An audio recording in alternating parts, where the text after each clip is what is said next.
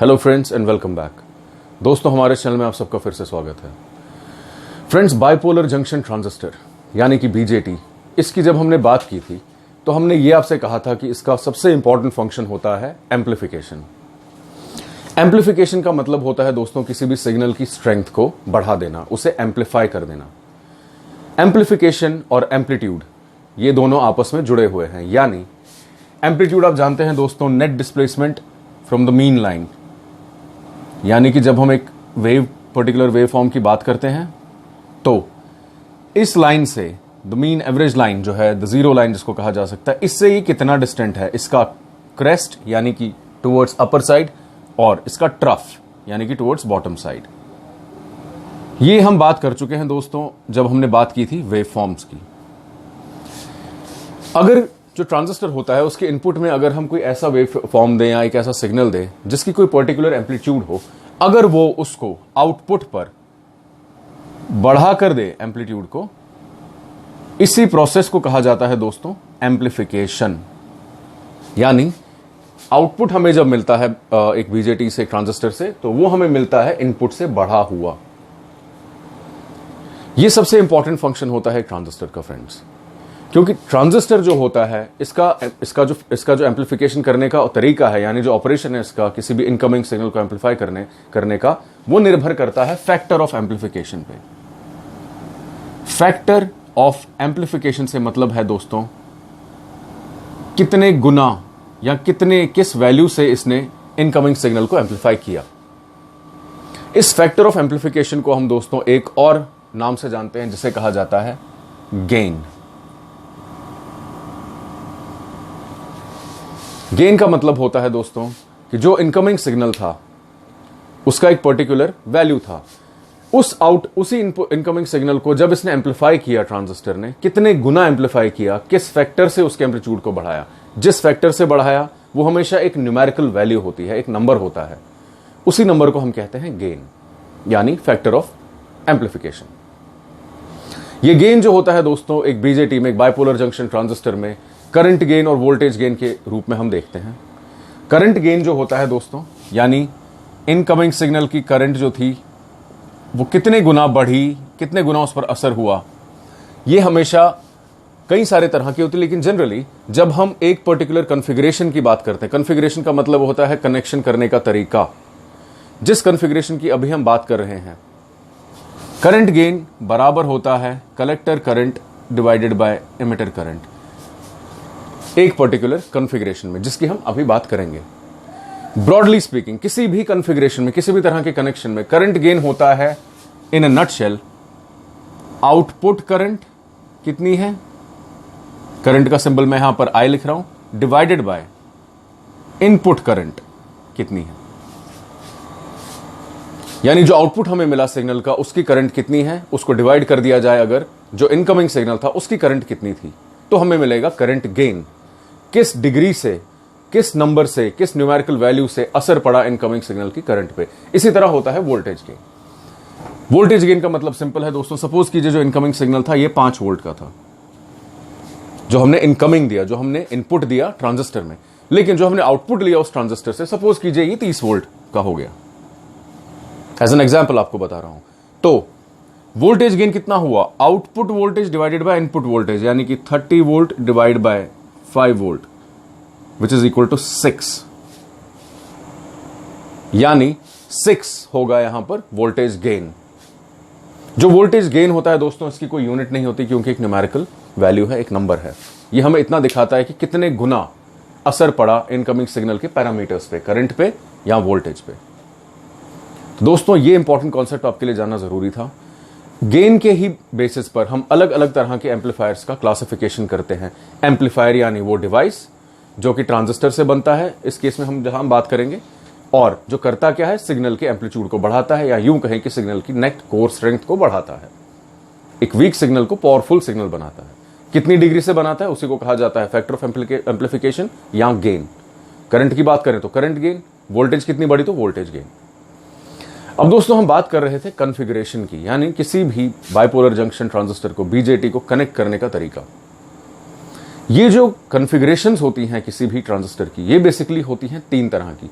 तीन तरीके से हम किसी भी सर्किट में एक ट्रांजिस्टर को जोड़ते हैं। ये तीन कॉन्फ़िगरेशंस होती हैं दोस्तों, कॉमन बेस या शॉर्ट में सीबी, कॉमन इमिटर या शॉर्ट में सीई, और कॉमन कलेक्टर या शॉर्ट में सीसी। इन तीन बेसिक तरह के कनेक्शन से हम ट्रांजिस्टर्स को किसी भी सर्किट में जोड़कर उससे एज एन एम्पलीफायर काम करवाते हैं।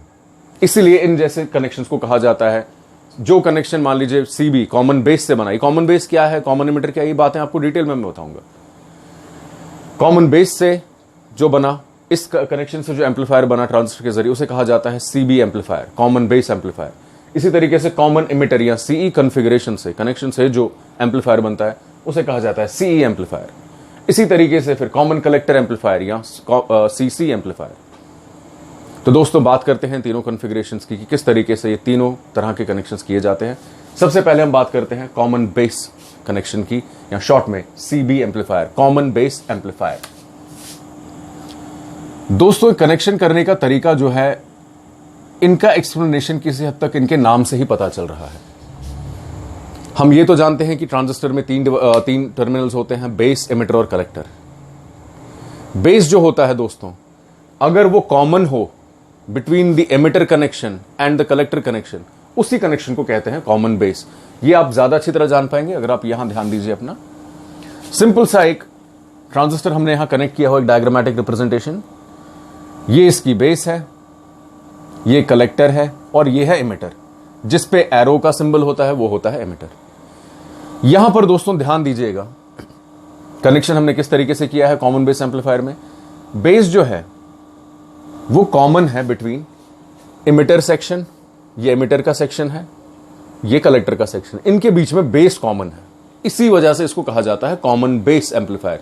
एम्पलीफायर इसलिए क्योंकि ये इनकमिंग सिग्नल को एम्पलीफाई करके आउटपुट हमें देता है।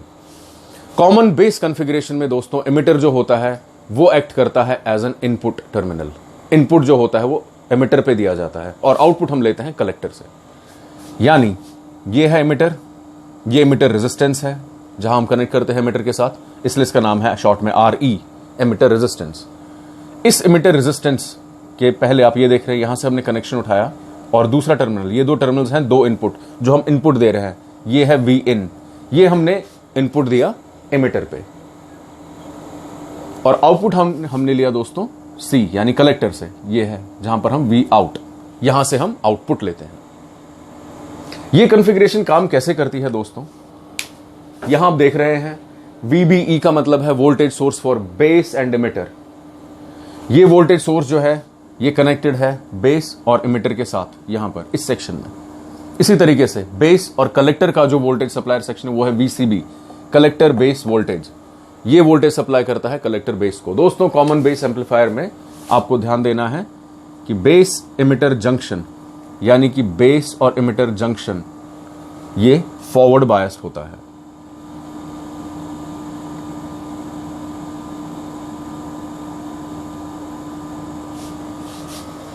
फॉरवर्ड बायसिंग और रिवर्स बायसिंग के बारे में हम डिटेल में बात कर चुके हैं दोस्तों। जब हम किसी भी PN जंक्शन का P साइड वोल्टेज सोर्स के पॉजिटिव के साथ कनेक्ट करें और N साइड कनेक्ट करें नेगेटिव टर्मिनल के साथ, बैटरी के नेगेटिव के साथ, उसे कहा जाता है फॉरवर्ड बायसिंग। इस केस में बेस इमिटर जंक्शन जो है वो फॉरवर्ड बायस होता है। ये जो आप टर्मिनल देख रहे हैं दोस्तों बेस के साथ, ये बेस के कनेक्शन को दिखाता है। ये सिंबल है ग्राउंड का, या यूं कहें कि नेगेटिव टर्मिनल। यहां पर हमने इनपुट दिया और यहां से हमें आउटपुट मिला। लेकिन जो हमने इनपुट दिया और जो हमें आउटपुट मिला दोस्तों, वो होता क्या है, उसमें कितना एम्पलीफाई तो उसने किया, सिग्नल को उसने बढ़ाया, क्योंकि ये ट्रांजिस्टर कनेक्टेड है, इसका काम ही एम्पलीफाई करना है सिग्नल को। एम्पलीफाई करने का मतलब इन डिटेल दोस्तों ये होता है कि जो इनपुट साइड पर हमने सिग्नल दिया, और ये बात बहुत गौर से समझने की है दोस्तों, एम्पलीफिकेशन कैसे होती है बेसिकली ये आपको ऐसे समझना है। ट्रांजिस्टर में जो इनपुट साइड पर हम कोई भी सिग्नल देते हैं, लेट्स से, उसकी जो करंट होती है उसमें अगर एक छोटा सा भी चेंज हो जाए, यानी इस केस में दोस्तों IE है एमिटर करंट, यानी इनपुट करंट यहां पर IE है, I सिंबल है करंट का, E stands for emitter, IE, जो थ्रू जा इस रेजिस्टेंस पास कर रही है। यानी अगर IE में इमिटर, क्योंकि यहां पर इस केस में कॉमन बेस कॉन्फ़िगरेशन में इमिटर जो है वो इनपुट साइड है, इसमें अगर जरा सा भी चेंज हो जाए तो जो आउटपुट करंट है यानी आईसी, या जैसे शॉर्ट में हम आईएलबी यहां लिखा है, लोड करंट। क्यों लोड करंट? क्योंकि आउटपुट करंट ही यही है। आउटपुट करंट इसलिए है बिकॉज आउटपुट हम ले रहे हैं कलेक्टर से, यानी आईसी कलेक्टर करंट जो है वो आउटपुट करंट है, जिसे दूसरे भाषा में हम लोड करंट भी कहते हैं। जरा सा चेंज आईई में आईसी में बहुत बड़ा चेंज पैदा करता है। कितना चेंज पैदा करता है दोस्तों? वही होता है इसका करंट गेन। करंट गेन मैं आपको बता चुका हूं, output current divided by input current, ये होता है करंट गेन। और गेन को हम नंबर लेटर ए से डिनोट करते हैं। करंट गेन की बात कर रहे हैं इसलिए आई यूज करेंगे, यानी ये फंडामेंटल फॉर्मूला है करंट गेन का। कितना होगा current gain? Output current divided by input current. यानी इस केस में क्या होगा? आउटपुट करंट यहां पर है दोस्तों आईसी डिवाइडेड बाय आईई। क्योंकि सिंपली आउटपुट करंट यहां कलेक्टर करंट है, क्योंकि आउटपुट हम जो ले रहे हैं वो कलेक्टर से ले रहे हैं, इनपुट हम दे रहे हैं एमिटर पे, यानी आउटपुट करंट होगी कलेक्टर करंट, इनपुट करंट होगी एमिटर करंट। इसी रेशियो को, ये जो इनका आपस में डिवीजन है आईसी बाई आईई, इसी को अल्फा भी कहा जाता है, ALPHA, अल्फा। एक और फैक्टर आता है दोस्तों गिनती में जिसे कहा जाता है बीटा। बीटा होता है IC upon IB, collector current divided by base current. कितनी करंट कलेक्टर में है उसको आउटपुट जो है उसको डिवाइड कर दीजिए आप, बेस में कितनी करंट है वो होता है बीटा। तो ये जो एक बात और गौर करने की है दोस्तों यहां पर, अब इस सर्किट में, इस कॉमन बेस सर्किट में करंट गेन होगा कितना, उसका अंदाजा हमें इस बात से लग सकता है कि देखिए दोस्तों, एमिटर करंट हमेशा बड़ी होती है दैन कलेक्टर करंट। क्यों? क्योंकि एक बेसिक प्रिंसिपल है कि emitter current is always equal to IB यानी बेस करंट प्लस IC। यानी कलेक्टर करंट में हमें बेस करंट ऐड करनी है, तब जाकर हमें पता चलेगा एमिटर करंट कितनी है। इसका मतलब आप गौर से समझिए, अगर IE बड़ा है IC से, यानी इस केस में इनपुट करंट जो है वो बड़ी है आउटपुट करंट से, तो करंट गेन क्या होगा? हम एक छोटी वैल्यू को बड़ी वैल्यू से डिवाइड कर रहे हैं। इसका मतलब यह होता है कि इस केस में करंट गेन जो होता है हमेशा लेस देन 1 होता है। यह कभी भी 1 या यूनिटी के बराबर नहीं होता। यह 0.98 हो सकता है, 0.99 हो सकता है, लेकिन कभी 1 पूरा नहीं होगा। क्यों नहीं होगा? क्योंकि ये दोनों इक्वल नहीं है। अगर ये दोनों इक्वल होते, हम अगर दो इक्वल नंबर्स को डिवाइड करते हैं 2 डिवाइड बाय 2, तो रिजल्ट हमें 1 मिलता है। या किसी बड़े नंबर को छोटे नंबर से डिवाइड करें, जैसे 4 डिवाइड बाय 2, तो 2 मिलता है। यानी 1 तब मिलेगा जब दोनों नंबर डिवाइड होने वाले बराबर है एक दूसरे के। 1 से ज्यादा तब वैल्यू मिलेगी जब पहली जो वैल्यू डिवाइड हो रही है वो बड़ी होगी डिवाइड करने वाली वैल्यू से। लेकिन इस केस में उल्टा है। क्यों? क्योंकि कलेक्टर करंट जो है उसमें बेस करंट ऐड कर दी जाए तो एमिटर करंट बनती है, यानी एमिटर करंट बड़ी है। हम एक छोटी वैल्यू को बड़ी वैल्यू से डिवाइड कर रहे हैं, तो current gain is always less than unity या लेस देन 1। ये बात थी करंट गेन की। लेकिन वोल्टेज गेन क्या होगा इसमें? अब अगर ये एम्पलीफाई कर रहा है तो एम्पलीफाई कर किसको रहा है, ये ध्यान से देखने की बात है दोस्तों। वोल्टेज गेन इस केस में होगा simply output voltage. Output voltage इस केस में है हमारे पास VC कह सकता हूं मैं, डिवाइड बाय इनपुट वोल्टेज यानी एमिटर, क्योंकि इस केस में इनपुट वोल्टेज एमिटर की है। एमिटर इनपुट टर्मिनल है, कलेक्टर आउटपुट टर्मिनल है, तो कलेक्टर की वोल्टेज डिवाइड बाय एमिटर की वोल्टेज, ये हमें देगा AV। A है सिंबल गेन का, V stands for voltage. Voltage gain इतना होगा। लेकिन वोल्टेज गेन एक्चुअली में होगा कितना? VC हम जानते हैं दोस्तों, ओम्स लॉ के बारे में हम जानते हैं कि V is equal to I into R। Voltage बराबर होती है करंट मल्टीप्लाइड बाय रेजिस्टेंस, यानी VC के केस में क्या होगा? IC इंटू RC, कलेक्टर की करंट मल्टीप्लाइड बाय रेजिस्टर की करंट। और V के केस में कितना होगा? IE multiplied by RE, emitter current multiplied by resistor की करंट। लेकिन ये तो हम देख चुके हैं पहले कि IC डिवाइड बाय IE है क्या? वो तो करंट गेन है, यानी current gain AI multiplied by RC upon RE, ये होगा वोल्टेज गेन।